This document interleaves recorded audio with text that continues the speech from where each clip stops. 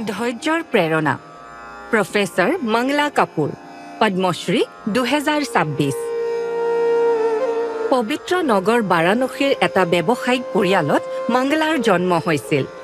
তেওঁৰ শৈশৱ সুখৰ আছিল, কিন্তু 12 বছৰ বয়সত এই শান্তি কাঢ়ি লোৱা হৈছিল। ব্যৱসায়িক প্ৰতিদ্বন্দ্বিতাৰ বাবে নিৰে মংগলাক এচিডেৰে আক্ৰমণ কৰা হৈছিল। মই 6 বছৰ ধৰি হস্পিটেলত আছিলো।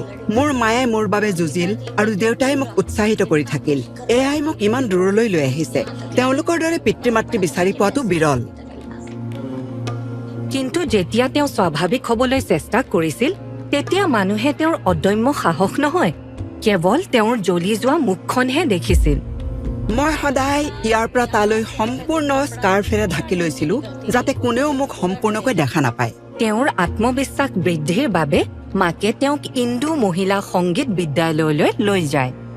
মায়ে তেওঁলোকক কৈছিল মই তাইক চিতাৰ বজোৱা শিকাবলৈ আনিছো।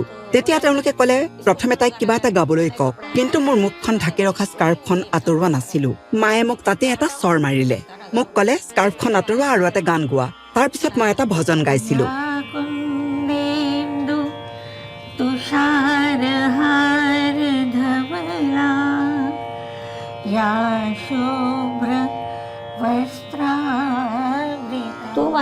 শিক্ষকজন স্তম্ভিত হৈ পৰিল। তেওঁ ক'লে ইয়াত শিকি থকা কোনো ছোৱালীয়ে তাইৰ দৰে সুৰীয়াকৈ গাব নোৱাৰে। আপুনি তাইক চিতাৰ কিয় শিকাব খুজিছে? তাৰ পৰিৱৰ্তে তাইক গান শিকাওক। তেওঁ প্ৰতিষ্ঠিত প্ৰয়াগ সংগীত সমিতিৰ পৰা ডিপ্ল'মা সম্পূৰ্ণ কৰে। মংলাৰ বাবে আত্মনিৰ্ভৰশীল হোৱাটো অতি প্ৰয়োজনীয় হৈ পৰিছিল। সেয়ে ল'ৰা-ছোৱালীক গান শিকাবলৈ আৰম্ভ কৰিলে আৰু অৱশেষত বনাৰস মিউজিক কলেজৰ পৰা সংগীত স্নাতক বিষয়ত নামভৰ্তি কৰিলে। এটা ষ্টেজ পাৰফৰ্মেন্সত দৰ্শকৰ ৰিয়েকশ্যনৰ ভয়ত আয়োজকসকলে এণ্ট্ৰি নিদিলে। কিন্তু তেওঁৰ দলটোৰ ওচৰত এটা সমাধান আছিল। তেওঁলোকে প্ৰেক্ষাগৃহটো আন্ধাৰ কৰি পেলাইছিল।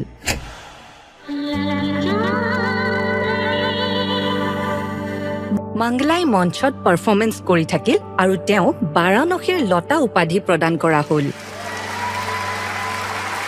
তেওঁ কেইবাটাও সংগীত দলৰ লগত গান গাবলৈও আৰম্ভ কৰে।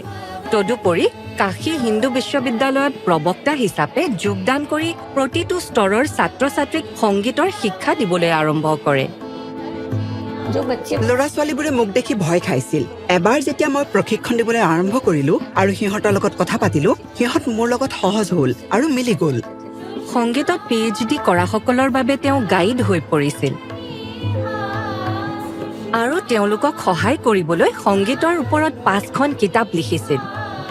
আজি মংলাই সৰু ভায়েকৰ সৈতে অৱসৰপ্ৰাপ্ত জীৱন কটাই আছে যদিও তেওঁ সংগীত শিকোৱা অব্যাহত ৰাখিছে।